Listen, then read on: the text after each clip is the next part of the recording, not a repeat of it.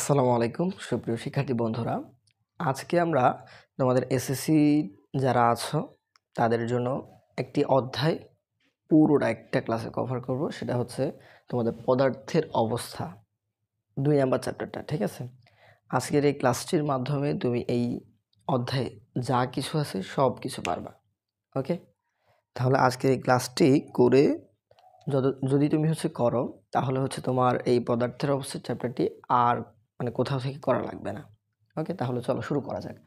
প্রথমে আমরা দেখব এই পদার্থের অবস্থা চ্যাপ্টারটিতে আমরা কি কি পড়ব। ওকে, কি কি আমাদেরকে পড়া লাগবে। তো দেখো, আমরা যা যা পড়বো আগে আমি এইটা লিখে দিই, ঠিক আছে? প্রথমত তোমাকে পদার্থ কাকে বলে, পদার্থ কি এবং এর প্রকারভেদ নিয়ে জানতে হবে। প্রকারভেদ তুমি আমার সাথে লিখে নাও। ওকে, সেকেন্ড তোমাকে জানতে হবে যে এই কণার গতিতত্ত্ব সম্পর্কে। ওকে, কণার গতিতত্ত্ব।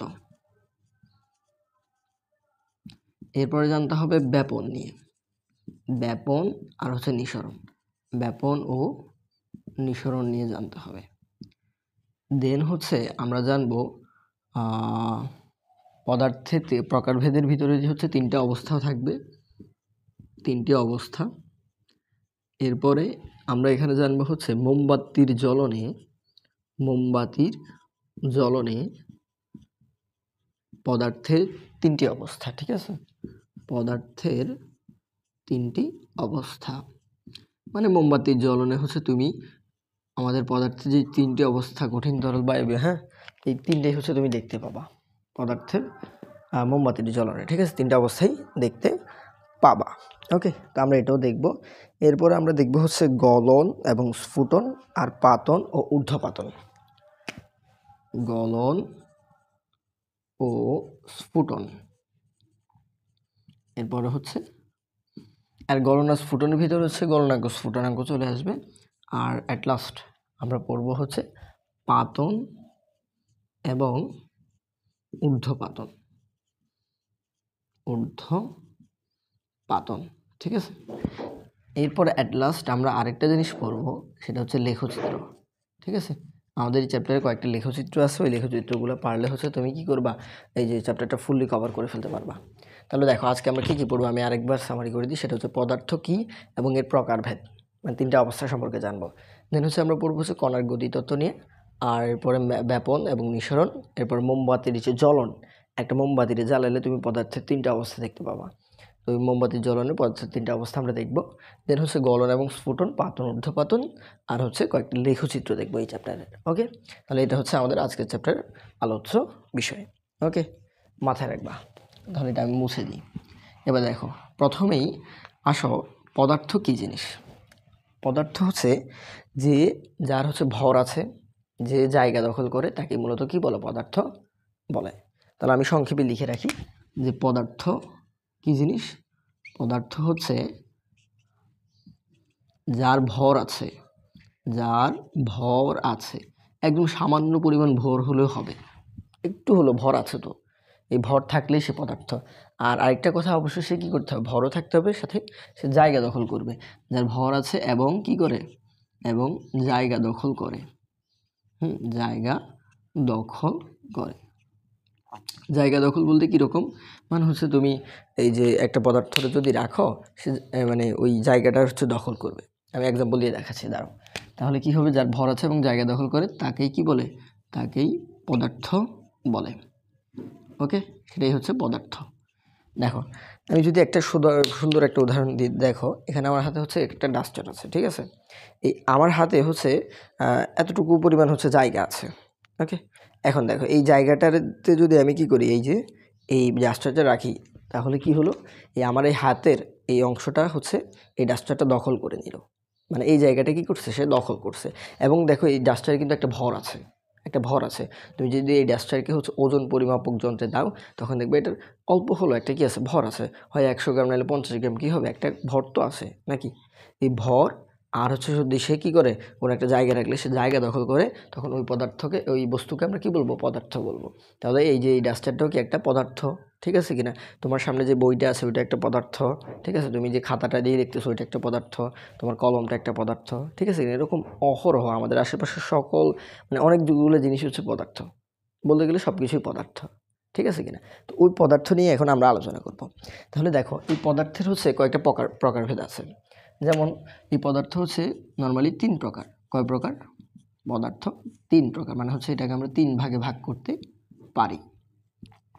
একটা হচ্ছে কঠিন পদার্থ, কঠিন, একটা হচ্ছে তরল, আর একটা হচ্ছে গ্যাসীয়, ঠিক আছে, গ্যাসীয়। তাহলে দেখো পদার্থ কয় প্রকার? 3 প্রকার। মাথায় রাখবো পদার্থ হচ্ছে 3 প্রকার, 3 প্রকার, ঠিক আছে। কি কি? একটা হচ্ছে কঠিন, একটা তরল, একটা হচ্ছে গ্যাসীয়। এখন কঠিন কী জিনিস, তরল কী জিনিস, আর গ্যাসীয় কী জিনিস, আমি তোমার কয়েকটা উদাহরণ দিই। দেখো কঠিনের ভিতরে ধরো তো এই যে আমার হাতে যে মার্কেটটা আছে এটাও কিন্তু একটা কঠিন পদার্থ, এটা জায়গা দখল করতেছে এবং এ হচ্ছে কি করতেছে, এর একটা ভরও আছে। তাহলে এ প্রথমত একটা পদার্থ। এখন এই কঠিন কীভাবে আমি বুঝলাম, দেখো তো কঠিন, তরল, বায়োগ্যাসীয়। কারণ এই দেখো এই শক্ত না এ, তাহলে যেটা শক্ত, হ্যাঁ, যেটা কি শক্ত নর্মালি, যেটাকে ভাঙা যাচ্ছে না, এই সকল পদার্থ হচ্ছে কঠিন পদার্থ, ঠিক আছে। তাহলে এই মার্কারটা কি একটা কঠিন পদার্থ। এখন আসলে তরল পদার্থ। তরলগুলো হবে নর্মালি পানি, চিন্তা করবা, তুমি চিন্তা করবে কি পানি, তাহলে পানির মতো যেগুলো আছে সেগুলোই কি তরল তোমার জন্য শুধু, ঠিক আছে। তাইলে পানির মতো যেগুলো আছে সেগুলো তরল। তাহলে পানিও একটা তরল পদার্থ, এটাই বলতে পারি নাকি? পানি একটা তরল পদার্থ নাকি? পানি যখন আমরা যে পানি আমরা খাই ওই পানিটা, এটা কি একটা তরল। এরপর আরেকটা উদাহরণ যদি আমি দিই, হ্যাঁ, আর কি দিতে পারি, ধরো এই যে আমার তেল দিতে পারি, তৈল কি পানির মতো না, তরল পদার্থ। এরপর আমরা কি দিতে পারি, কেরোসিন, এটাও কি একটা তরল পদার্থ, ঠিক আছে কিনা। এরকম আরও অহরহ এক্সেট্রা আরও অহরহ উদাহরণ হতে পারে। তাহলে কঠিনের কয়েকটা উদাহরণ আমরা দিই, যেমন হচ্ছে আমরা আমাদের মার্কার দিলাম, হ্যাঁ, মার্কার। এরপর হচ্ছে কি খাতা, কলম, যা লিখবা তুমি সব কি বই, হ্যাঁ। এরপরে আরও ইত্যাদি ইত্যাদি অনেক উদাহরণ লেখা যায়। এগুলো হচ্ছে কি কঠিন পদার্থ, ঠিক আছে কিনা। বা আমরা বরফ চিন্তা করতে পারি, বরফও কি আমাদের কঠিন পদার্থ এক্সেট্রা, ঠিক আছে। এরকম অনেকগুলো হতে পারে। এবার আসি আমরা গ্যাসীয় পদার্থের উদাহরণ। গ্যাসীয় কি জিনিস, যেটা গ্যাস আকারে থাকবে নর্মালি, যেটা কি আকারে থাকবে, গ্যাস আকারে। তো গ্যাস আকারে কী কী থাকে দেখো তো। তুমি যখন পারফিউম ইউজ করো ওই পারফিউমটা কি গ্যাস আকারে থাকে না, বলো তো। ভিতরে হয়তো তরল আকারে থাকে, কিন্তু তোমার যখন হচ্ছে তুমি ইয়া করো, এই যে শার্টে লাগাও, হ্যাঁ, পারফিউমটা ইউজ করো, তখন হচ্ছে কি হয়, সে গ্যাস আকারে বের হয়ে আসে, এসে হচ্ছে হঠাৎ করে উধাও হয়ে যায় না, যায় কি যায় না, যায়। ভিতরে কিন্তু সে তরল অবস্থায় থাকে, যে নাড়লে দেখবা পানি পানি মতো, হ্যাঁ, পানি মতো নড়তেছে। কিন্তু যখন তুমি বের করবা তখন দেখবে হচ্ছে কি হবে, সে এরকম হচ্ছে উধাও হয়ে যাবে, হ্যাঁ, বের হয়ে গ্যাসের মতো উধাও হয়ে যাবে। তাহলে পারফিউমের ওই যে বের হওয়া, যেটা বের হওয়ার সময় যে এটা বের হয় ওটাও আমরা বলতে পারি গ্যাস। এরপরে আমরা যেই হচ্ছে তোমার গ্যাস সার্বক্ষণিক নেই, অক্সিজেন, এটাও একটা কি গ্যাস, ঠিক আছে কিনা। এরপর হচ্ছে তোমার এটাকে কি বলে, কার্বন ডাইঅক্সাইড, যেটা আমরা ত্যাগ করি শ্বাসের সাথে, তাহলে ওগুলো কি এক একটা গ্যাসীয় পদার্থ।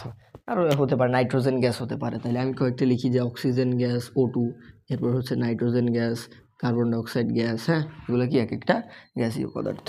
এরপরে এই যে পানি আছে না, পানিরও কি আছে একটা গ্যাসীয় পদার্থ, গ্যাসীয় অবস্থা আছে, সেটার বলা হচ্ছে জলীয় বাষ্প, জলীয় বাষ্প। তাহলে এটাও কি একটা গ্যাসীয় পদার্থ, ঠিক আছে কিনা। এরকম এক্সেট্রা আরও অনেক কিছু হতে পারে। তাহলে মাথায় রাখবা যে পদার্থ 3 প্রকার, কঠিন, তরল, গ্যাসীয়। কঠিন হচ্ছে এগুলা, তরল এগুলা, আর গ্যাসীয় হচ্ছে এগুলা। ওকে, মাথায় থাকবে তো।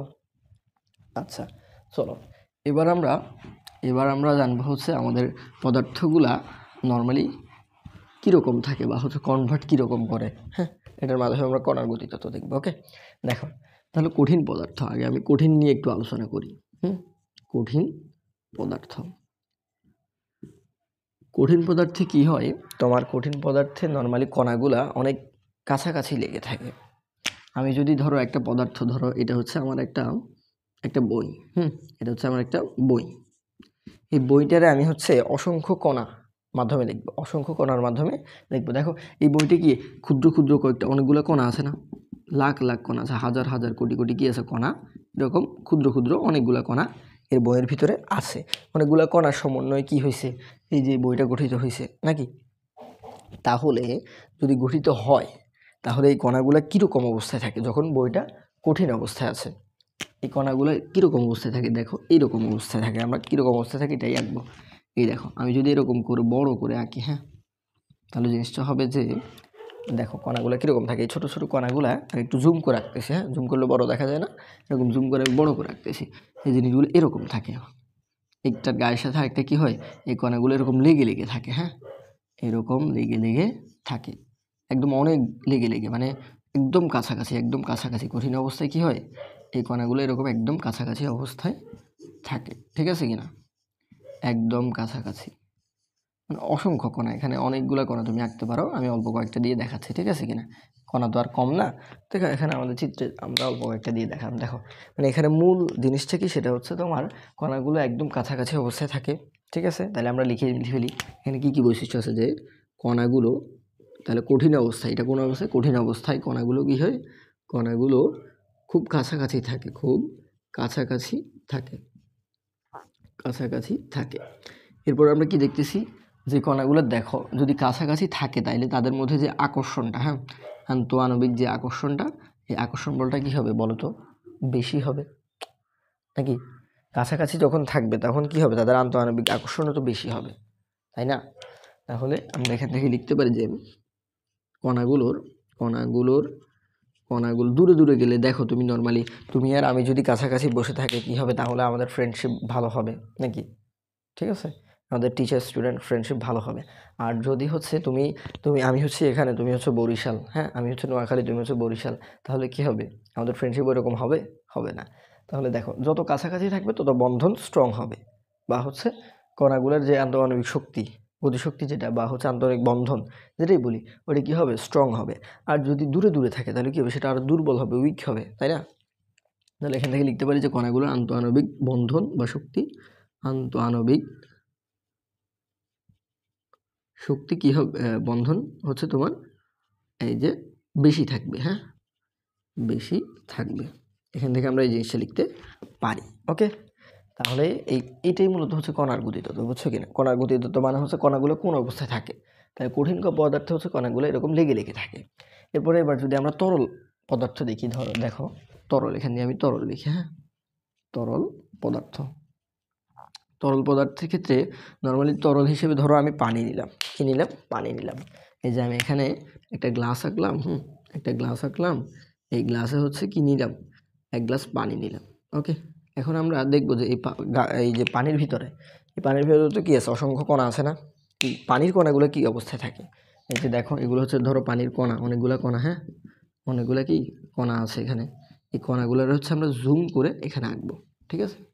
দেখো কীরকম অবস্থা হয়, যখন জুম করে আঁকবো তখন আমাদের এই কণাগুলো, হ্যাঁ, পানির কণাগুলো হচ্ছে দূরে দূরে থাকবে, একটু কঠিন অবস্থা থেকে একটু দূরে দূরে থাকবে, ঠিক আছে। একটু ছোট ছোট করে আঁকতেছি আমি, দেখো অনেক দূরে দূরে না, এরকম এরকম দূরে দূরে থাকবে, ঠিক আছে, এইরকম থাকবে জিনিসটা, ওকে। কণাগুলো কি থাকবে, অনেক দূরে দূরে থাকবে, মানে কঠিন থেকে একটু দূরে দূরে থাকবে, ঠিক আছে কিনা। তাহলে এই অবস্থাটা তখন কি হবে, আমাদের তরল অবস্থা হবে, তরল অবস্থা। তরল অবস্থায় কণাগুলো এরকম থাকে, এটা হচ্ছে কঠিন অবস্থা, ওকে, বুঝছো কিনা। তাহলে কঠিনে কি আন্তঃআণবিক শক্তি হচ্ছে বেশি হয় বা বন্ধন বেশি হয়, তাহলে এখানে কি হবে, কঠিন থেকে একটু কম হবে না। তাইলে আমরা লিখতে পারি যে কণাগুলো একটু দূরে দূরে থাকে, আমার সাথে লিখো, বৈশিষ্ট্যগুলো লিখে রাখবো অবশ্যই। কণাগুলো একটু দূরে দূরে থাকে, মানে কঠিন থেকে দূরে দূরে থাকে, কঠিন অবস্থা থেকে একটু দূরে দূরে থাকে, দূরে দূরে থাকে। আর একটা কথা হচ্ছে যে তোমার কণাগুলো কি হয়, কণাগুলোর শক্তি যেটা আন্তঃআণবিক শক্তি হচ্ছে বা বন্ধনটা হচ্ছে কি, বন্ধনটা হচ্ছে কঠিন অপেক্ষা কম, কঠিন অপেক্ষা কম, ওকে, কম। আচ্ছা, আশা করি কঠিন আর তরল বুঝছো। এবার আসো গ্যাসীয়। গ্যাসীয় ক্ষেত্রে কী জিনিস হবে, আমি একটু বোর্ডটা পরিষ্কার করে ফেলি, হ্যাঁ। গ্যাসীয়র ক্ষেত্রে কী অবস্থা হবে, আমরা এখন এটা দেখব। আশা করি তুমি বুঝতে পারতেছো তো গ্যাসীয়তে কী হবে জিনিসটা। গ্যাসীয়তে জিনিসটা হচ্ছে একটু অন্যরকম হবে, তাই না। দেখো গ্যাসীয়তে হচ্ছে তাহলে এই যে কণাগুলো হচ্ছে আরও দূরে দূরে অবস্থান করবে।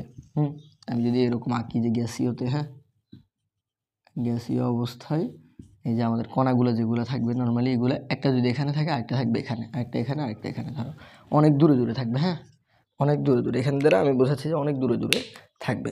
তাহলে এখানে কণাগুলো কি হবে, কণাগুলো নর্মালি কণাগুলো অনেক দূরে থাকবে, অনেক দূরে থাকবে। ওকে, দাঁড়া এক মিনিট, অনেক কল আসছে, একটা কল আসছে। হ্যাঁ হ্যাঁ আসতেছে। আচ্ছা আসি আমরা এবার, মাঝখানে আমার একটা হচ্ছে কল আসছিল। ওকে, তাহলে আমরা চলে আসি আমাদের কণাগুলো কি হবে, অনেক দূরে দূরে থাকবে। দেন হচ্ছে তোমার এই যে কি হবে, আন্তঃআণবিক শক্তি যেটা, হ্যাঁ আন্তঃআণবিক শক্তিটা কি হবে, আন্তঃআণবিক শক্তিটা অনেক কম হবে, কম হবে। অনেক দূরে দূরে তো দেখো শক্তিটাও কী হবে বা বন্ধনটাও কী হবে, অনেক কম হবে। তাহলে আশা করি জিনিসগুলো বুঝতেছো যে তরল পদার্থ, কঠিন পদার্থ কীভাবে থাকে, তরল কীভাবে থাকে, গ্যাসীয় কীভাবে থাকে, বা এর কণাগুলো হচ্ছে নর্মালি কীভাবে থাকে। ঠিক আছে, এটাই হচ্ছে মেইনলি কণার গতিতত্ত্ব। তাহলে আমাদের কণার গতিতত্ত্ব ডান। ঠিক আছে, কণার গতিতত্ত্ব পড়া ডান। ঠিক আছে, এটা মাথায় রাখবে কণার গতিতত্ত্বটা। আচ্ছা এবার আসি আমরা হচ্ছে আমাদের এই যে কঠিন, তরল এবং কি গ্যাসীয় পদার্থরা, এগুলো হচ্ছে একটা থেকে একটা আমরা কনভার্ট করতে পারি, বুঝছো কি না, কনভার্ট করতে পারি। আর ওই জিনিসটাকে হচ্ছে গলন এবং স্ফুটন বলে। গলন এবং স্ফুটন বলে। তাহলে দেখো এই যে কঠিন পদার্থটা, একটা কঠিন পদার্থকে যদি তুমি নাও, হ্যাঁ একটা কঠিন পদার্থকে তুমি যদি নাও, এই কঠিন পদার্থটা যদি কি হয় তোমার তরলে কনভার্ট হয়, তরলে কনভার্ট হয়, তখন এটারে বলে হচ্ছে গলন। এটারে কি বলে, গলন। কঠিন পদার্থ তরলে পরিণত হয় সেটা বলে গলন। আর যখন তরল পদার্থ তোমার গ্যাসীয়তে পরিণত হবে, হ্যাঁ মানে গ্যাসীয় পদার্থতে রূপান্তর হবে, তখন এটারে বলা হচ্ছে তোমার স্ফুটন। বুঝছো কি না, এটা লিখে রাখো এরকম চার্ট করে, যে কোনো কঠিন পদার্থ তরলে পরিণত হলে এটারে বলে গলন, আর কোনো তরল পদার্থ গ্যাসীয়তে পরিণত হলে, হ্যাঁ মানে রূপান্তর হলে বা কনভার্ট হলে, তখন সেটার বলা হচ্ছে স্ফুটন। ঠিক আছে, এখন একইভাবে যদি তুমি উল্টা কাজটা করো, ধরো তুমি তরল পদার্থ থেকে আসলে হচ্ছে কঠিন পদার্থে, আবার গ্যাসীয় থেকে আসলে হচ্ছে তরল পদার্থে, তখন তারে আমরা কি বলবো। ঠিক আছে, দেখো যখন তুমি তরল থেকে কঠিনে আসবে তখন এটার বলা হচ্ছে কঠিনী ভবন, কঠিনী ভবন। এই যে নামের ভিতরে আছে, কঠিনে আসবে না, তাই জন্য কঠিনী ভবন। আর তুমি যদি কি গ্যাসীয় থেকে তরল আসো তখন সেটার বলবো কি ঘনী ভবন। ঠিক আছে, ঘনী ভবন। ঠিক আছে, কঠিনী ভবন আর হচ্ছে ঘনী ভবন। তাহলে এই জিনিসটা মাথায় রাখবো, কঠিন থেকে তরল গলন, তরল থেকে গ্যাসীয় হচ্ছে স্ফুটন। ওকে, আচ্ছা এই বিষয়টা গেল। এবার আমরা আসি হচ্ছে তোমার কনভার্টটা কিভাবে করবো আমরা। হ্যাঁ, এখন দেখো একটা কঠিন পদার্থ, নর্মালি আমরা এখানে হচ্ছে পানি দিয়ে এক্সাম্পলটা দেখবো। কি দিয়ে, পানি দিয়ে। দেখো আমি হচ্ছে পানি নিলাম, পানি নর্মালি দেখো পানির কঠিন অবস্থা কোনটা, বরফ। ধরো হচ্ছে আমি 1 খণ্ড বরফ নিলাম, এটা হচ্ছে আমার 1 খণ্ড বরফ। এটা হচ্ছে আমার 1 খণ্ড কি বরফ। এই বরফটাকে হচ্ছে আমি আগে কি করব, বরফটা কঠিন অবস্থায় আছে এটা, ঠিক আছে, এটা হচ্ছে আইস বরফ। ঠিক আছে, এই কঠিন অবস্থা আছে, এটাকে আমরা কি করব, তরলে নিব, মানে হচ্ছে এরকম পানিতে নিব। হ্যাঁ, এটা হচ্ছে পানি, ধরো পানি হচ্ছে এটা। ওকে, এই আইসটাকে পানিতে নেব। এখন দেখো তুমি আইসকে কীভাবে পানিতে নিতে পারো, তুমি দেখো একটু যদি খেয়াল করো, তুমি কিন্তু এটা সবসময় করো, একটা বরফের টুকরা যদি তুমি ফ্রিজে রাখো, হ্যাঁ বা একটা পানি থেকে যখন হচ্ছে তুমি ফ্রিজে রাখবা তখন সে কী হয়, বরফে পরিণত হয়। এখন ওই ফ্রিজ থেকে যদি বরফটা তুমি বের করে আনো, বের করে আনার ফলে যখন তুমি কি করো, এই যে আমাদের বাতাসের উপস্থিতিতে রাখো, হ্যাঁ নর্মালি ফ্রিজের ভিতরে তো কী থাকে, তাপমাত্রা অনেক ঠান্ডা থাকে, মানে কি তাপমাত্রা অনেক কম থাকে, ঠান্ডা মানে কি অনেক কম থাকে, বুঝছো। আর আমাদের পরিবেশের যেটা মানে ফ্রিজের বাইরে, ধরো এখানে নিয়ে আসলাম, তাহলে কি এখানে কি তাপমাত্রা অনেক বেশি না, নর্মালি হচ্ছে 30 ডিগ্রি সেলসিয়াস হয়ে থাকে বা 35 ডিগ্রি সেলসিয়াস, 40 ডিগ্রি সেলসিয়াসও হয়। হ্যাঁ, এরকম কী হয়, তাপমাত্রা অনেক বেশি থাকে আমাদের পরিবেশে, আর ওইখানে কি থাকে, অনেক কম থাকে। তো তখন কম থেকে যখন কি আনো, তুমি বেশিটা আনো, দেখবা বরফটা কি হয়, আস্তে আস্তে গলে যায় ফ্রিজের বাইরে আনলে, দেখো না। তাহলে কেন গলে, কারণ কি এখানে তাপমাত্রা কম, এখানে বেশি। তার মানে বুঝতে পারতেছো কী করতে হবে, এখানে আমাদেরকে কম তাপমাত্রা থেকে বেশি তাপমাত্রা আনতে হবে। তখন আমরা কি করব, তাপমাত্রা দিব, তাই না, মানে তাপ দিব। ঠিক আছে, তাপ দিব, তাপ যদি দিই তাহলে কি হবে, আইসটা গলে পানিতে ওয়াটারে পরিণত হয়ে যাবে, বুঝছো কি না। আমরা বরফটা গলে পানিতে পরিণত হয়ে যাবে। তাহলে আমরা কি করব, আমরা তাপ দিব। হ্যাঁ, এখান দিয়ে এই যে তাপ দিব, তাহলে আমি তাপের একটা চিহ্ন দিয়ে দিই, তাপ দিব, এটা হচ্ছে তাপের চিহ্ন। ওকে, একইভাবে তরল থেকে যখন গ্যাসীয়তে যাব তখন আমরা কি করব, তাপ দিব। কিভাবে বলো তো? দেখো, তরল থেকে কিভাবে গ্যাসীয়তে যাবা এটার জন্য একটা ছোট্ট উদাহরণ দিই। সেটা হচ্ছে তুমি বাসায় হচ্ছে তোমাদের চা করে না, চা তৈরি করো তো। তো চা তৈরি করার সময় তুমি দেখবা যে যখন চাটা তৈরি করে, হ্যাঁ, তখন আমরা অনেক মানে চা তৈরি করার সময় হচ্ছে বেশি করে পানি দিই। হ্যাঁ, নর্মালি কি বেশি করে পানি দিই। এরপরে দেখবে একটা সময় গিয়ে পানি অনেক কমে যায়। আচ্ছা, পানিগুলো কমে কোথায় যায় বলো তো? চুলোতে পড়ে যায় নাকি অন্য কোথাও যায়? কখনো কি চিন্তা করছো? এটা হচ্ছে গ্যাসি হয়ে উড়ে যায় উপরে, বুঝছো কিনা? তাহলে এই যে আমাদের ইয়াগুলা মানে পানিটা কমে যাওয়ার কারণ হচ্ছে কি, এটা তাপ দেওয়ার কারণ। নিচে তোমার চুলা থেকে কি তাপ আসতেছে না, মানে গরম হচ্ছে পানিগুলা। গরম হওয়ার ফলে এই তরল পদার্থটা বা পানিটা গরম হওয়ার ফলে কি হচ্ছে, সে আস্তে আস্তে গ্যাসীয়তে চলে যাচ্ছে বা জলীয় বাষ্প হয়ে আকাশে উড়ে যাচ্ছে, বুঝছো কিনা? এখন যদি আকাশে সে উড়ে না যেতে পারে তখন আরেকটা ঘটনা ঘটে। উপরে যদি তুমি কোনো ঢাকনা দাও, যদি পাতিলের উপরে যদি কোনো ঢাকনা দাও তখন হবে ভিন্ন কথা। ধরো এখন ঢাকনা নাই, তাহলে কি হবে, ডিরেক্ট সোজা উপরে উঠে চলে যাবে জলীয় বাষ্প আকারে, বুঝছো কিনা?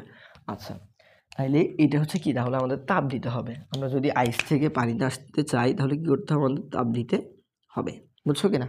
আচ্ছা, একইভাবে পানি থেকে আমি যদি গ্যাসীয়তে যেতে চাই, ধরো এটা হচ্ছে একটা গ্যাসীয়, ঠিক আছে, গ্যাসীয় বা হচ্ছে জলীয় বাষ্প, পানির গ্যাসীয় রূপটা হচ্ছে জলীয় বাষ্প বলে এটারে, জলীয় বাষ্প। তখন আমরা কি করব, এখানেও কি করব, আমরা তাপ দিব, বুঝছো? একইভাবে দেখো তো, এখন যদি আমি জলীয় বাষ্প থেকে পানিতে যেতে চাই তাহলে কি করব বলো তো? জলীয় বাষ্পটার আমি ঠান্ডা করব, তাই না?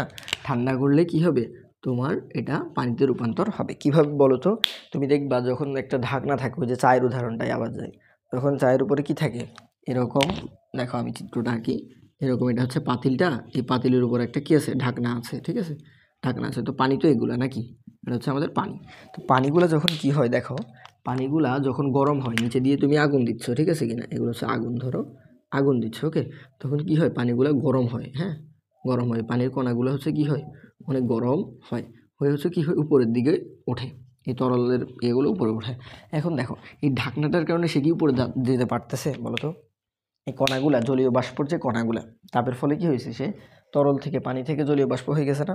এখন এই কণাগুলা উপরে উঠতে চাচ্ছে, কিন্তু উপরে কি ঢাকনা দিয়ে তুমি ঢেকে দিছো, এই ঢাকনা দিয়ে কি করছো, ঢেকে দিছো, সেই জন্য কি সে উঠতে পারতেছে না। তখন তুমি দেখবা যখন ঢাকনাটা উঠাবা, ঢাকনাটা যখন উঠাবা দেখবে ঢাকনার গায়ে এরকম তরল হয়ে পানির মতো কি লেগে লেগে আছে, বুঝছো? ওই গ্যাসীয় পদার্থগুলো উঠতে না পেরে তরল হয়ে গেছে, মানে হচ্ছে ওই জায়গাটায়, এই জায়গাটাতে, এখানে এই জায়গাটাতে সে এরকম লেগে লেগে আছে পানিগুলো, ঠিক আছে, পানিগুলো এরকম লেগে লেগে থাকবে।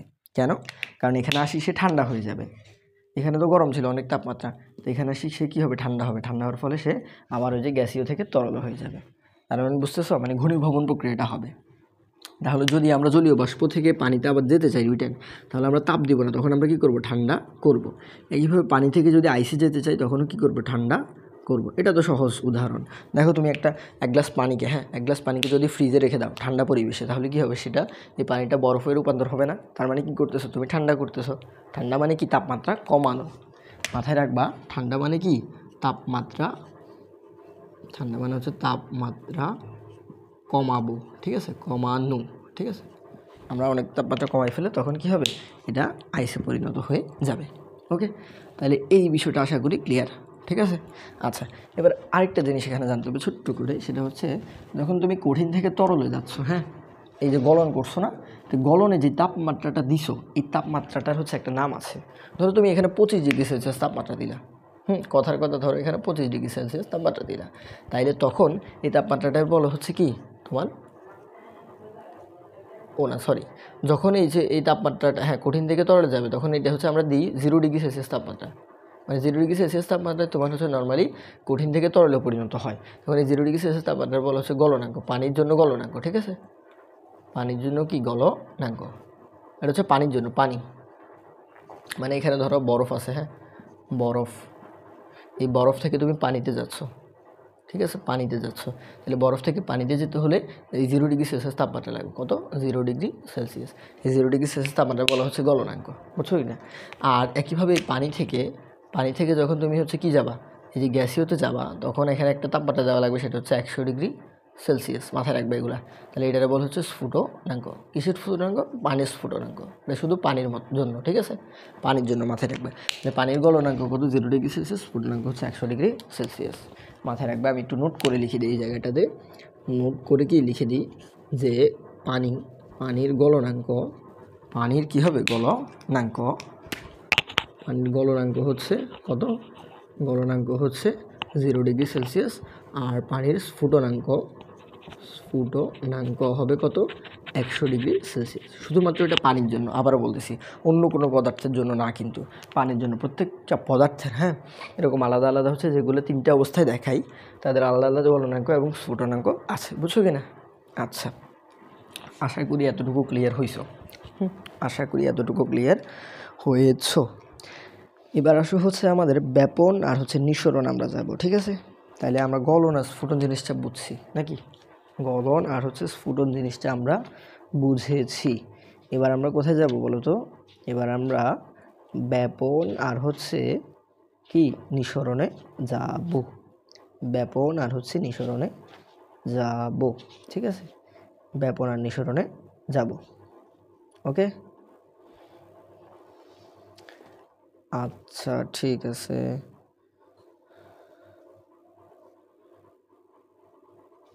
ঠিক আছে, ওকে। দেখো, আচ্ছা, এখানে আরেকটা জিনিস ছোট্ট করে জেনে রাখবা যে এই যে আমরা ঘনীভবন বলছি, এই ঘনীভবনটারে আবার পাতনও বলে। কি বলে? পাতন। আমরা যে পাতনটা পড়বো, ঠিক আছে? তাহলে এই পাতন মানে কি? পাতন মানে হচ্ছে কোনো তরল পদার্থরে যদি তুমি গ্যাসীয়তে রূপান্তর করো, আবার ওই গ্যাসীয় পদার্থরে আবার ঠান্ডা করে যদি কী করো, তরলে রূপান্তর করো, তখন ওই প্রক্রিয়াটারে পাতন বলে। ওকে, আমি লিখে দিচ্ছি সুন্দর করে, পাতন। আমরা আর লাস্ট এখানে আগে দাঁড়াও, ব্যাপন আর নিঃসরণে যাওয়ার আগে আমরা পাতন আর ঊর্ধ্বপাতন জিনিসটা পড়ে নিই। পাতন আর ঊর্ধ্বপাতন এটার সাথে রিলেটেড। দেখলাম আমি তোমাদের বইয়ের সাথে হচ্ছে এটা একটু আগে দেখলাম যে বইয়ের সাথে এটা কি একসাথে আছে, তাই আমরা কি করব, এই জিনিসটা একসাথে পড়ে ফেলবো। ওকে, দেখো তাহলে পাতন আর ঊর্ধ্বপাতন, পাতন ও ঊর্ধ্বপাতন। ওকে, ফার্স্ট অফ অল পাতন কাকে বলে? পাতনের সংজ্ঞাটা যদি দিই আমরা, পাতন হচ্ছে কোনো, আমি বলি আবার, দেখো আমার সাথে তুমিও বলার চেষ্টা করো, কোনো তরল পদার্থকে তুমি গ্যাসীয়তে রূপান্তর করবা, এরপরে আবার ওই গ্যাসীয় পদার্থকে রিটার্ন আবার তরলে রূপান্তর করবা, তখন ওই প্রক্রিয়াটা কে বলবো আমরা? পাতন। তাইলে আমার সাথে লিখো, কোনো তরল পদার্থকে গ্যাসীয় পদার্থে রূপান্তর করে আবার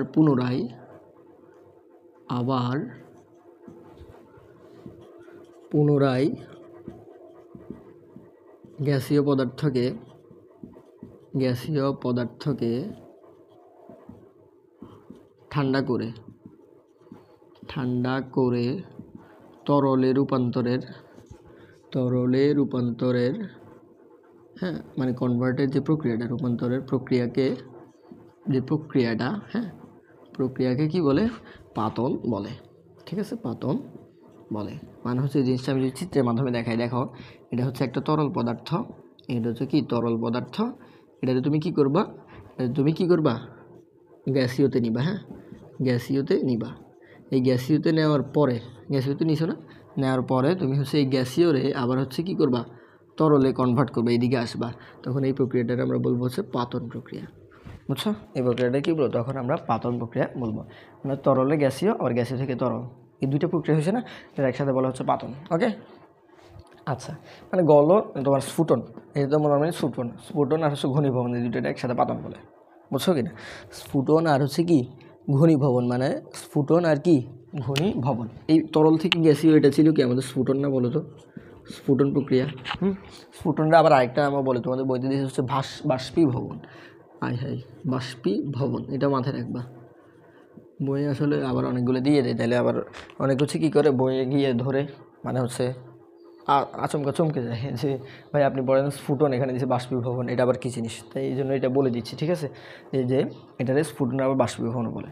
স্ফুটন আর বাষ্পীভবন এক জিনিস। স্ফুটন এই যে তরল থেকে গ্যাসীয়তে যাওয়া হচ্ছে বাষ্পীভবন ও স্ফুটন, আর গ্যাসীয় থেকে তরলে আসা হচ্ছে কি বলতো, এই গ্যাসীয় থেকে তরলে আসা হচ্ছে তোমার এই ঘনীভবন, একটু আগে যেটা বলছি ঘনীভবন, ঠিক আছে। তাহলে আমাদের এই দুইটা প্রক্রিয়া মিলে, এই দুইটা প্রক্রিয়া মানে হচ্ছে পাতন হচ্ছে কি তোমার ঘনীভবন প্লাস কি বাষ্পীভবন, ঠিক আছে, বাষ্পীভবন। এই দুইটা প্রক্রিয়া মানে আগে বাষ্পীভবন হবে আর কি। আচ্ছা আমি সিরিয়ালি লিখি, বাষ্পীভবন আগে হবে, হ্যাঁ, বাষ্পীভবন প্লাস ঘনীভবন, প্লাস ঘনীভবন। মানে এই যে আগে তরলটা গ্যাসীয় রূপান্তর হবে, এটা হচ্ছে বাষ্পীভবন, আর গ্যাসীয়টা তরল রূপান্তর হবে, এটা হচ্ছে ঘনীভবন। আর দুইটা প্রক্রিয়াকে একসাথে বলা হচ্ছে আমাদের পাতন। ওকে, আশা করি পাতন জিনিসটা ক্লিয়ার। এবার আসা হচ্ছে আমাদের ঊর্ধ্বপাতন। হ্যাঁ, ঊর্ধ্বপাতন কী জিনিস? ঊর্ধ্বপাতন একদম ইজি। ঊর্ধ্বপাতন একদম ইজি, একদম এটা পরীক্ষায়ও কিন্তু আসে, বেশিরভাগ খ নাম্বার কোশ্চেনে এই জিনিসটা আসে। ঊর্ধ্বপাতন কাকে বলে, আর হচ্ছে ঊর্ধ্বপাতিত পদার্থের উদাহরণগুলো বেশি আসে। ঊর্ধ্বপাতনের সংজ্ঞাটা আমার সাথে লিখো। যে ঊর্ধ্বপাতন হচ্ছে কোনো তরল এই যে কঠিন পদার্থকে, হ্যাঁ, কোনো কঠিন পদার্থ যদি কি না হয় তোমার তরলে কনভার্ট না হয়, ডিরেক্ট গ্যাসীয়তে কনভার্ট হয়, তরলে কনভার্ট হবে না সে। কোনো পদার্থ যদি কি না হয় তরলে, মানে আমরা নর্মালি কি দেখছি আগে কঠিন থেকে তরলে যায়, তরল থেকে কি যায় গ্যাসীয়তে যায়, তাই না? কঠিন থেকে তরল, তরল থেকে গ্যাসীয়তে যায়। তো যদি কি না হয় তোমার সে তরলে না গিয়ে ডিরেক্ট গ্যাসীয়তে যায়, তখন সেই প্রক্রিয়াটারে আমরা বলবো কি আমাদের এই যে ঊর্ধ্বপাতন, ঠিক আছে কি না? ঊর্ধ্বপাতন আমরা বলবো। ওকে, ঊর্ধ্বপাতন বলবো, ঠিক আছে, এই জিনিসটা মাথায় রাখবা। ওকে, তাহলে দেখো আমি সংজ্ঞা লিখি যে কোনো এই যে কঠিন পদার্থকে তাপ দিলে, অবশ্যই তাপ দিতে হবে, তাপ দিলে যদি সেটি তরলের রূপান্তর বা কনভার্ট না হয়ে, তরলের রূপান্তর না হয়ে সরাসরি কি হয়, সরাসরি তোমার গ্যাসীয়তে রূপান্তর হয়, হ্যাঁ, গ্যাসীয় পদার্থে রূপান্তরিত হয়,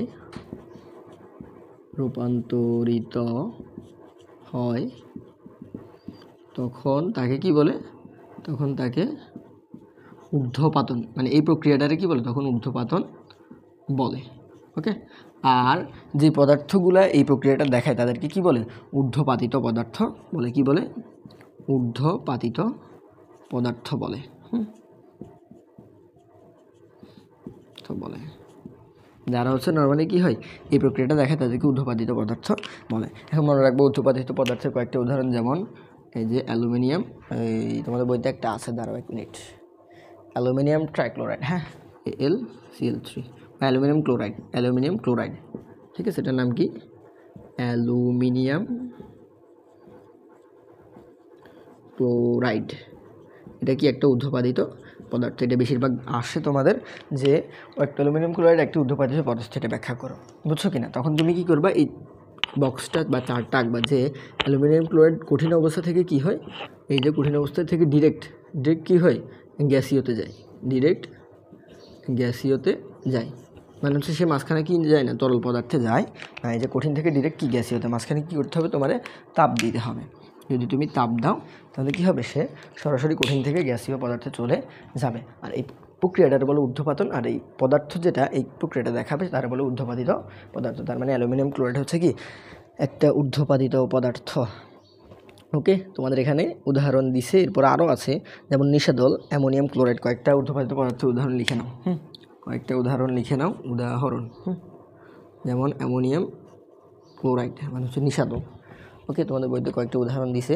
অ্যামোনিয়াম ক্লোরাইড, এরপর হচ্ছে কর্পূর মানে C10H16O, C10H16O, হ্যাঁ, এটা কি, এটার বলে হচ্ছে কর্পূর, আর এটা হচ্ছে কি নিষাদল। এগুলো হচ্ছে কি এক একটা অ্যামোনিয়াম ক্লোরাইড, কেন বলতেছি, এক একটা ঊর্ধ্বপাতিত পদার্থ। এরপরে আরও দিছে আয়োডিন, কার্বন ডাইঅক্সাইড, হ্যাঁ, C10H8, হ্যাঁ, আয়োডিন, এরপর হচ্ছে কার্বন ডাইঅক্সাইড, C10H8, এটার নাম হচ্ছে তোমার এই যে ন্যাপথ্যালিন, হ্যাঁ C10H8 ন্যাপথ্যালিন সংকেত আমরা দেখছিলাম, এই জিনিসটা এরকম আর কি। ন্যাপথ্যালিন মানে এটা হচ্ছে আমাদের এই C10H8, এটা হচ্ছে গাঠনিক স্ট্রাকচার, এটা হচ্ছে আণবিক স্ট্রাকচার। ওকে, আচ্ছা, আণবিক সংকেত আর কি, আর এটা গাঠনিক সংকেত। তাহলে এটা হচ্ছে ন্যাপথ্যালিন, এটা কি ন্যাপথ্যালিন, এগুলো মাথায় রাখবা। ন্যাপথ্যালিনও কি একটা ঊর্ধ্বপাতিত পদার্থ। তো যখন পরীক্ষা তোমার আসবে যে ন্যাপথ্যালিন একটা ঊর্ধ্বপাতিত পদার্থ ব্যাখ্যা করো, তখন তুমি আগে সংখ্যাটা লিখবা। এরপরে হচ্ছে এই যে এটারে ঊর্ধ্বপাতিত পদার্থ বলে, কেন বলে, কারণ এই চিত্রটা লিখে দিবা সুন্দর করে, খ নাম্বার আসবে এটা। তো এরপরে লিখে দেওয়ার ফলে এরপর একটা উদাহরণ দিয়ে দিবা, তখন দেখবা যে তোমার 2-এ 2 তুমি পেয়ে যাচ্ছ। ওকে, তাহলে আমরা এই জিনিসটা কভার করে ফেললাম যে পাতন আর ঊর্ধ্বপাতন বিষয়টা। ওকে, এবার আসি হচ্ছে আমরা ব্যাপন আর হচ্ছে নিঃসরণ। ব্যাপন আর নিঃসরণ আমাদের এই যে অধ্যায়ের লাস্টের আরেকটা টপিক, সেটা হচ্ছে ব্যাপন আর নিঃসরণ। এটা পড়লে আমরা লেখচিত্র চলে যাব। লেখচিত্র পড়লে কিন্তু আমাদের চ্যাপ্টার কমপ্লিট। চ্যাপ্টার কি আমাদের কমপ্লিট, হ্যাঁ। আর কিন্তু তেমন কিছু না। ও আরেকটা জিনিস হচ্ছে, সেটা মোমবাতির জ্বলনে পদার্থের 3টা অবস্থা। আচ্ছা, তাহলে আগে আমি মোমবাতি জ্বলনের বিষয়টা দেখে দিয়ে পরে আমি ব্যাপন আর নিঃসরণে যাচ্ছি। এটার সাথে রিলেটেড তো, পদার্থ অবস্থার সাথে সাথে। দেখো মোমবাতির জ্বলনে, আমার সাথে লিখো হেডিংটা, মোম বানান হয়নি, মোমবাতির জ্বলনে পদার্থের 3টি অবস্থা। এটা আমি জাস্ট মুখে বলবো, তুমি তোমার বুঝে দিব, তুমি বই থেকে সুন্দর করে লিখে নিবা, ঠিক আছে। এটা মাঝে মধ্যে হচ্ছে তোমার গ বা বড় খ যেটা, হ্যাঁ, এই কোশ্চেনগুলোতে গ আর ঘদে চলে আসে, হ্যাঁ। দেখো, তাহলে এই মোমবাতির জ্বলন, যেহেতু আমরা মোমবাতিটা জ্বালাবো, এই জন্য আমি প্রথমে শুরুতে একটা মোমবাতি এঁকে নিই, হ্যাঁ।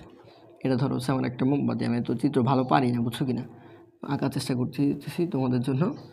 দেখো, এটা ধরো কি একটা আমাদের মোমবাতি, হ্যাঁ, এটা একটা মোমবাতি ধরো। তো এই মোমবাতিটা হচ্ছে জ্বলতেছে। তো জ্বলার ফলে কি হচ্ছে, এখানে তাপ উৎপন্ন হচ্ছে, ঠিক আছে না, এটা আগুন না, তাপ উৎপন্ন হচ্ছে।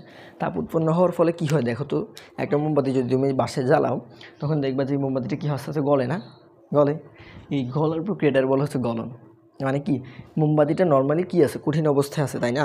তার এই অবস্থাটা কি বলো তো, এই অবস্থাটা হচ্ছে কঠিন অবস্থা। তো যখন তুমি এটারে কী দিবা, এখানে তাপ দিবা বা জ্বালাই দিবা মোমবাতিটারে, এখানে একটা থাকে, এই যে তোমার একটা দড়ি থাকে, ওই দড়িতে আগুন জ্বালাই দিবা, তখন কি হবে, এটা আস্তে আস্তে গলবে। তো যখন এখানে ধরো এই গলতে এরকম পানি দেখবা, পানির মতো হচ্ছে, এটা বাসা দিয়ে করতে পারো। তো পানি হলে এই অবস্থাটা তখন বলে কি তরল। আর দেখো, এই মোমবাতিটা তরল অবস্থার পরে আস্তে আস্তে কি কমে না, আস্তে আস্তে ধরো এই যে এই পরবর্তীতে এই মোমবাতিটার অবস্থা হবে ধরো এরকম, অর্ধেক হয়ে যাবে এরকম, হ্যাঁ।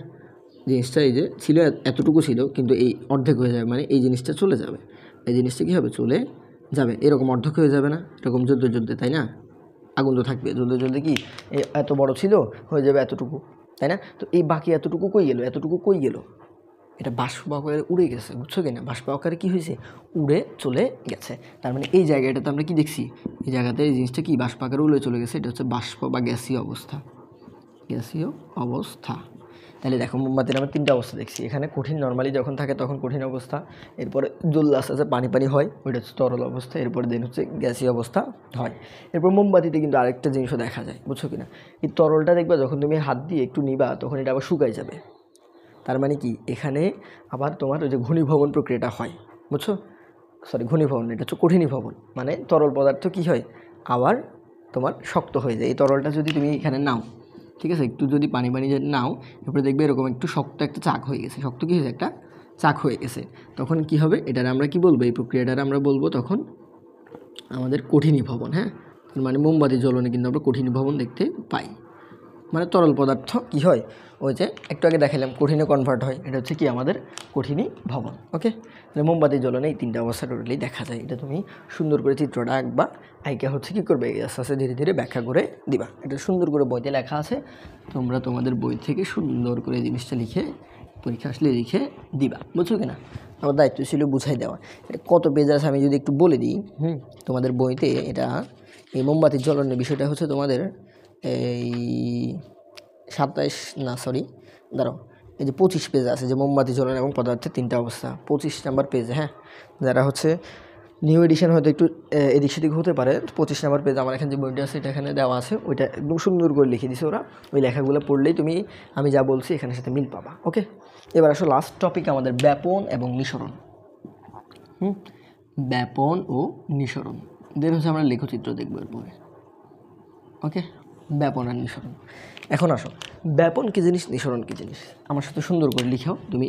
ব্যাপনের সংজ্ঞাটা, ব্যাপন হচ্ছে তোমার কোনো একটা মাধ্যমে, ব্যাপনের জন্য কি প্রয়োজন, কোনো একটা কি প্রয়োজন, মাধ্যম প্রয়োজন। ঠিক আছে, কোনো একটা মাধ্যমে বা কোনো মাধ্যমে যদি কি হয়, কঠিন তরল বায়বীয় পদার্থের স্বতঃস্ফূর্ত ছড়িয়ে পড়ার প্রক্রিয়া হয়, তখন সেটাই ব্যাপন বলে। আমি সুন্দর করে যদি আমি লিখি যে কোনো মাধ্যমে কঠিন, মানে যে কোনো পদার্থ হতে পারে, কঠিন হতে পারে, তরল হতে পারে, বায়বীয় হতে পারে, বায়বীয় পদার্থের কি হয়, পদার্থের স্বতঃস্ফূর্ত ছড়িয়ে পড়ার প্রক্রিয়াকে ছড়িয়ে পড়ার যে প্রক্রিয়াটা বা প্রসেসটা, প্রক্রিয়াকে কি বলে, ব্যাপন বলে। ওকে, তাহলে দেখো আমি কি লিখলাম, যে কোনো একটা মাধ্যমে, যে কোনো একটা মাধ্যম ধরলা তুমি, ওই মাধ্যমে যদি কঠিন বা তরল বা বায়বীয় কোনো পদার্থ যদি স্বতঃস্ফূর্ত ছড়িয়ে পড়ে, তখন তাকে কি বলে, ব্যাপন বলে। ধরো আমাদের এই রুমটা, আমি তোমার একটা উদাহরণ দিই, যে এই রুমটাতে যদি তুমি কি করো, একটা স্প্রে এনে যদি ছড়াই দাও, স্প্রেটা কি, স্প্রেটার ভিতরে আছে কি, তরল পদার্থ, আর যখন বাইরে হবে সে গ্যাস হিসেবে বাইরে হবে। ঠিক আছে, তো যখন তুমি এই গ্যাসীয় পদার্থ কী করবে, এই রুমে ছড়াই দিবা, তখন কি পুরো রুমটাতে ছড়াই যাবে না এই গ্যাসটা, বলো তো? ছড়া যায় কি, ছড়া যায় না? যায় অবশ্যই। তখন এই যে স্বতঃস্ফূর্ত ছড়িয়ে যাওয়ার এই যে প্রক্রিয়াটা, এই প্রক্রিয়াটা নর্মালি ব্যাপন বলে। ওকে, আচ্ছা এবার হচ্ছে আমাদের নিঃসরণ। এবার আসি আমরা নিঃসরণে। ওকে, নিঃসরণ। আর নিঃসরণ কী জিনিস, নিঃসরণ অনেকটাই ব্যাপনের মতো, তবে ভিন্নতা আছে এখানে। সেটা হচ্ছে সরু ছিদ্রপথে যদি উচ্চ ঘনত্বের স্থান থেকে নিম্ন ঘনত্বের স্থানে কোনো একটা বস্তু যদি বের হয় বা ছড়িয়ে পড়ে, তখন ওই প্রক্রিয়াটা বলা হচ্ছে কি, তোমার এই যে নিঃসরণ। তাহলে আমরা লিখি যে সরু ছিদ্রপথে নিঃসরণ হওয়ার জন্য অবশ্যই এটা লাগবে, যে সরু ছিদ্রপথে উচ্চ ঘনত্বের স্থান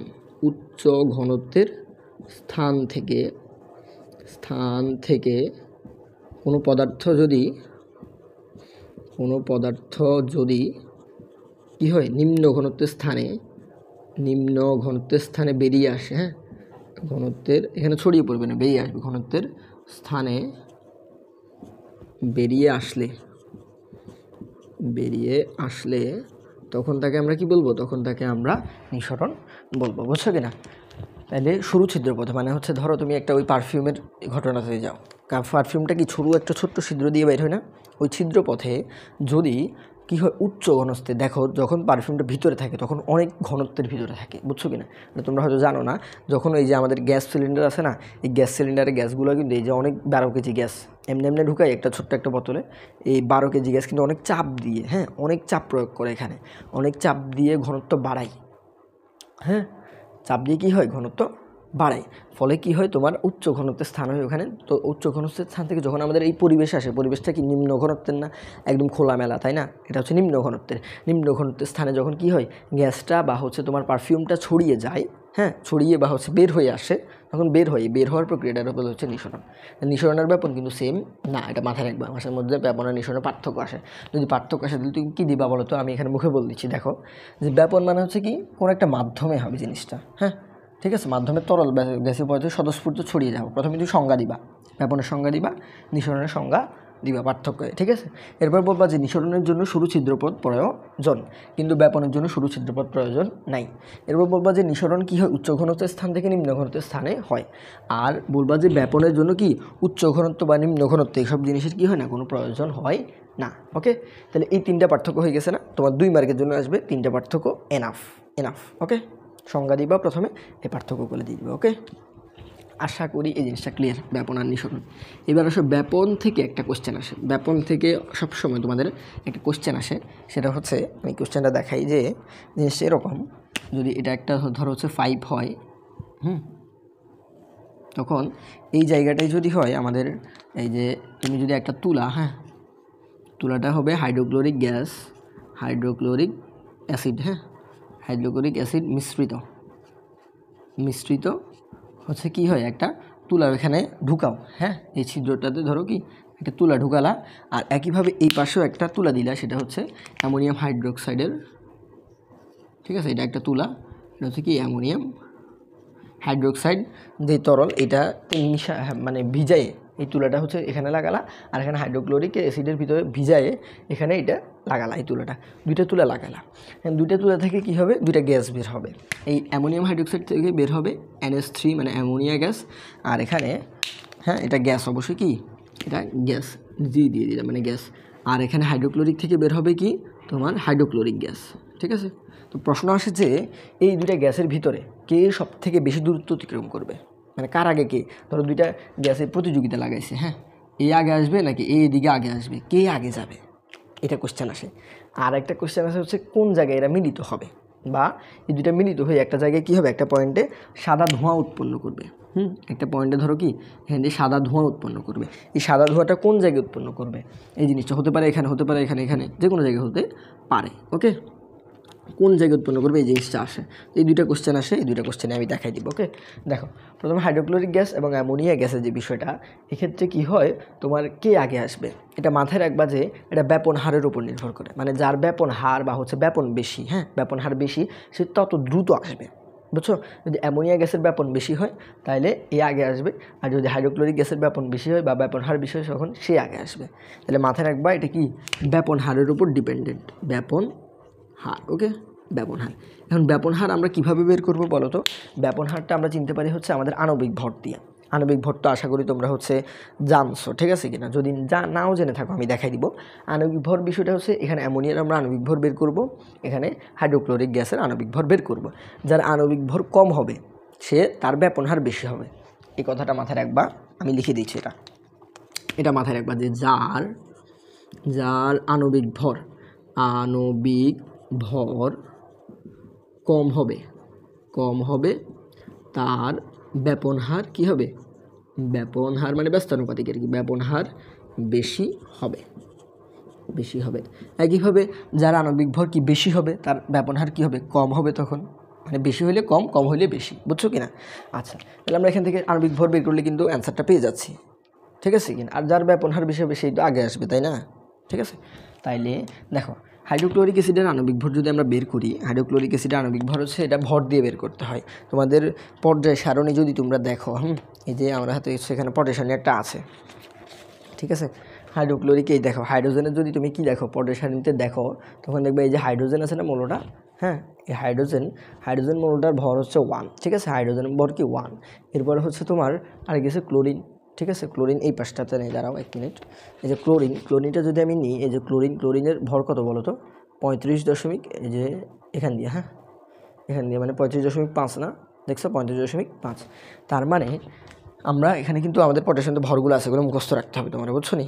তাহলে হাইড্রোজেনের ভর কত 1, এখানে মাঝখানে প্লাস, ক্লোরিন কত 35.5, তাহলে মোট কত হইল 36.5 হইল, হ্যাঁ এত গ্রাম, ঠিক আছে কিনা। এটা হচ্ছে আমাদের হাইড্রোক্লোরিক গ্যাসের ভর। আর কীভাবে আমরা অ্যামোনিয়ার ভর বের করবো, দেখো অ্যামোনিয়ার ভর বের করার জন্য কী করবো আমরা, নাইট্রোজেনের ভর লাগবে।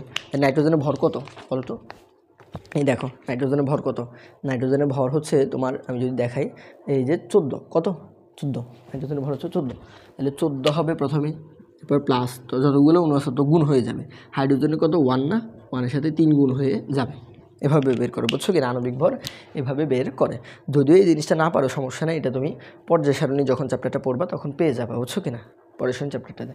তাইলে নাইট্রোজেন হচ্ছে 14, আর হাইড্রোজেনের সাথে 3টে হাইড্রোজেনের জন্য 3টে দ্বারা গুণ হয়েছে, এক কি 3 দ্বারা গুণ হয়েছে, মানে 3 একে 3 হবে, তাহলে জিনিসটা আলটিমেট 14 আর 3 হবে 17 গ্রাম। তাহলে দেখো এবার দেখো তুমি কার বেশি, এর বেশি না হাইড্রোক্লোরিক গ্যাসের বেশি, আর এর হচ্ছে কি কম, তাইলে ব্যাপন হার কার বেশি হবে বলো, এবার তুমিই বলো আমারে।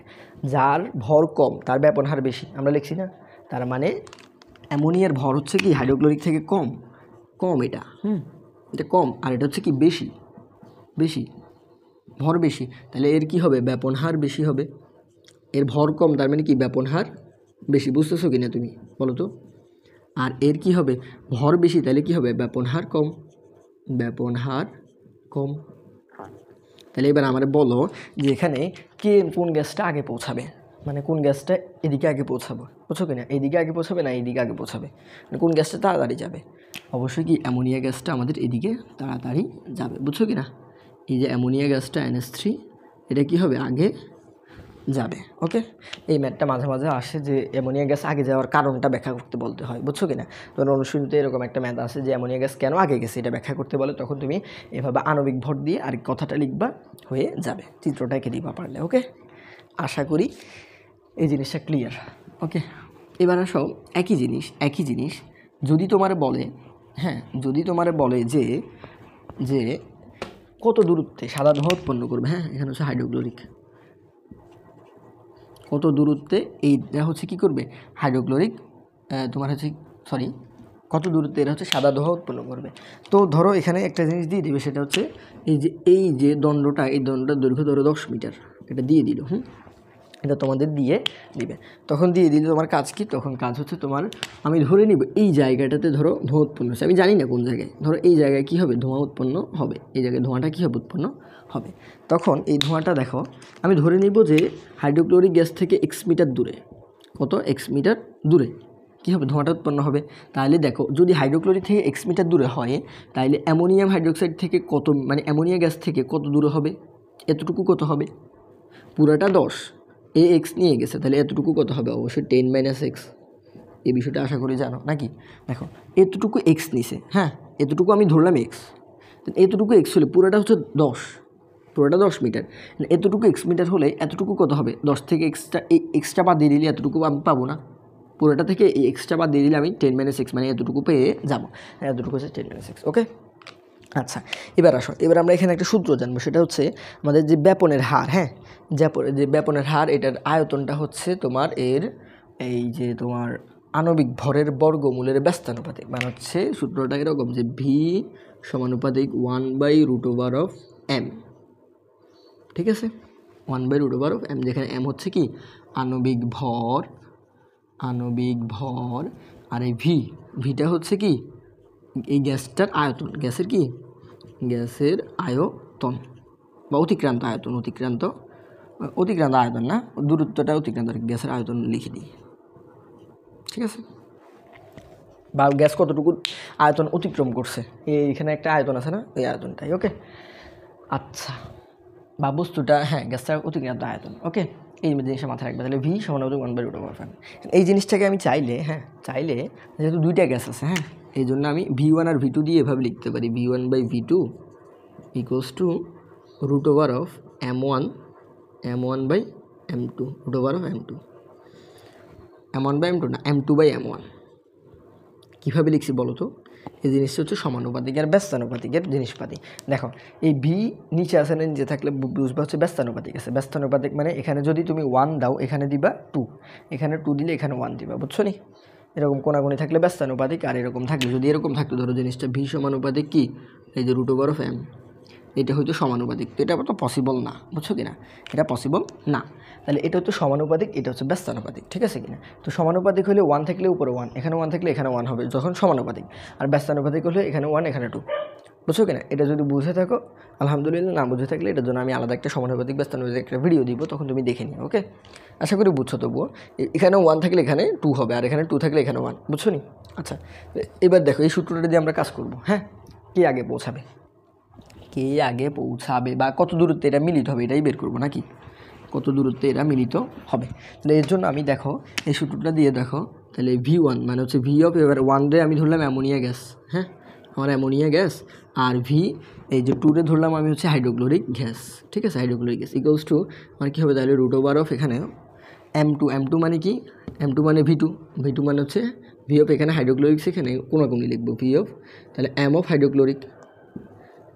হাইড্রোক্লোরিক, আর এখানে হবে m অফ অ্যামোনিয়া, বুঝতেছো কিনা, যে উল্টা লিখছি, হাইড্রোক্লোরিক এখানে হাইড্রোক্লোরিক, এদের 2 2 1 1, এই 1 1, ঠিক আছে।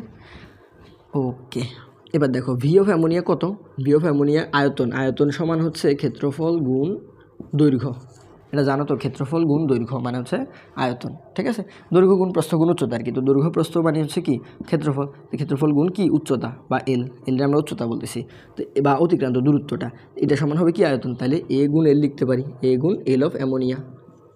এখানে এটা সমান, দেখো এই পুরোটার কিন্তু ক্ষেত্রফল, এক পৃষ্ঠের ক্ষেত্রফল যেটা, এটা দুইটার জন্য সেম, তাহলে এটা সেম, আর এলটা ভিন্ন হবে, মানে অতিক্রান্ত এলটা এল অফ হাইড্রোক্লোরিক। ওকে, একইভাবে এখানে root over of M of hydrochloric কত বলো তো, একটু আগে আমি বের করছি না, হাইড্রোক্লোরিক অ্যাসিডের ভর আর কি, ভর কত পাইছি আমরা, তোমার খাতায় দেখো 36.5 গ্রাম, আমি আর বের করে দেখাচ্ছি না, এটা একটু আগে বের করছি। আর অ্যামোনিয়া কত বের করছি, 17 গ্রাম। তাইলে যদি তুমি এখানে হাইড্রোক্লোরিকেরটা বের করো তাহলে হবে কি 36.5 ডিভাইডেড বাই এখানে হবে 17। ওকে, তাইলে এখানে এ এ কী যাবে, কাটাকাটি যাবে, থাকবে কি এল অফ, এখন দেখো এল অফ অ্যামোনিয়া মানে কি, অ্যামোনিয়ার অতিক্রান্ত দৈর্ঘ্য, মানে অ্যামোনিয়ার অতিক্রান্ত দূরত্ব, এর মানে দূরত্ব, তাহলে অ্যামোনিয়া গ্যাস অতিক্রান্ত দূরত্ব কত 10 - x, সে এতটুকু দূরত্ব অতিক্রম করছে তাই না, এই যে এতটুকু। আর হাইড্রোক্লোরিক গ্যাস কতটুকু, x মিটার দূরত্ব অতিক্রম করছে তাই না। আর এখানে ক্যালকুলেশন করলে জিনিসটা কত আসবে, একটু যদি দাঁড়ো তোমাদের বইতেই আছে কি না, আমাদের কাছে তো ক্যালকুলেটর নাই, এটা হচ্ছে কথা আর কি, দায়ীয়তা নেই এরা। আচ্ছা এই জিনিসটা তোমরা হচ্ছে ক্যালকুলেটারে একটু দেখবা, বুঝছো কিনা, ওয়েট দাঁড়াও আমি একটা ক্যালকুলেটার নিই। ওকে।